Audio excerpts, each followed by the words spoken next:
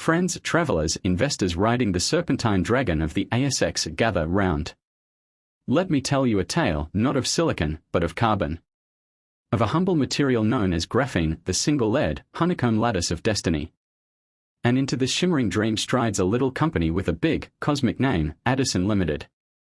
The great metamorphosis, copper out, carbon in. Adisyn recently did something alchemical. They acquired a company called 2D Generation, which sounds less like a startup and more like an interdimensional experiment beaming in from a cleaner, more enlightened timeline. This company, this vessel of possibility, has patented a method to layer graphene not in fire, not in chaos, but in the harmonious temperatures acceptable to modern semiconductor gods. What does that mean? It means Moore's law, long teetering on the edge of entropy, just got a possible lifeline. A bypass surgery made of carbon magic. Summoning the wizards. They didn't just get tech. Oh no, they summoned Archmagi from the semiconductor order.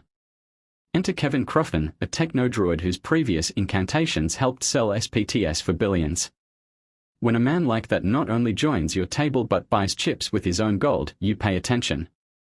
They've also called forth Ari Kahove, a wizard of water and war tech, and Dominic O'Hanlon, an entrepreneurial sorcerer who turns ideas into empires. The Temple of Graphene Research. And where do they practice their rites? At the Yoncombe Center for Nanoscience in Tel Aviv, where two ancient ALD machines hum and chant in parallel, birthing new graphene layers in careful, holy repetition. They've got machines, minds, and momentum. The alchemy of capital. $10 million was summoned recently, oversubscribed, mind you. People fighting for the right to give money away. As of March 2025, they hold $9.46 million, enough to burn bright for 7 whole quarters before needing to refill their chalice. And they've shed the old skin, the crypto miner hosting biz, like a snake releasing its obsolete past. But beware, seeker. But with great potential comes great illusion. There is no revenue yet from this new tech. All their coin, $879K this quarter, came from legacy biz. R&D is a hungry beast, $1.35 million burned this quarter alone. If they don't summon real-world traction or woo a major chip-making oracle, they could float sideways, or worse, fade into shadow. 2 timelines unfold before us. Timeline 1, the drift. No major deals, just the soft rustling of cash leaving the building. Price stagnates. Investors snooze. Then wake up panicked, maybe facing dilution. Timeline 2, the revelation. Suddenly a demo, a partner, a licensing deal. Boom. The spell hits. Share price spikes. The mystics of capital take notice. The story spreads. And you're in early, smiling like a Zen monk on payday. If you're in or thinking about it. This is a speculative bet, my friends, a lottery ticket carved from carbon. You don't go all in on this. You whisper into it with a small offering. You watch. You meditate on their updates.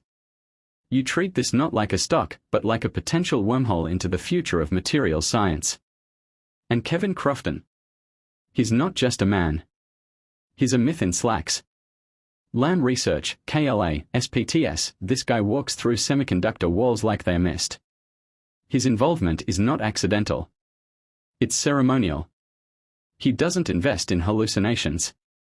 If he's here, there's something real under the hood, or at least, something potentially real enough to make other real things possible. So, what's next? A validation deal. A licensing moment. A whisper from a fab. A spike in energy. Or the slow fade of R&D purgatory. But if this tech works, and if they can bend graphene to their will without shattering the temple of fabrication protocols, you may be looking at a baby unicorn. One made not of rainbows, but atoms. Final word. Adisyn isn't a sure thing. But it's a beautiful maybe. And sometimes, my sweet cosmic investors, that's enough.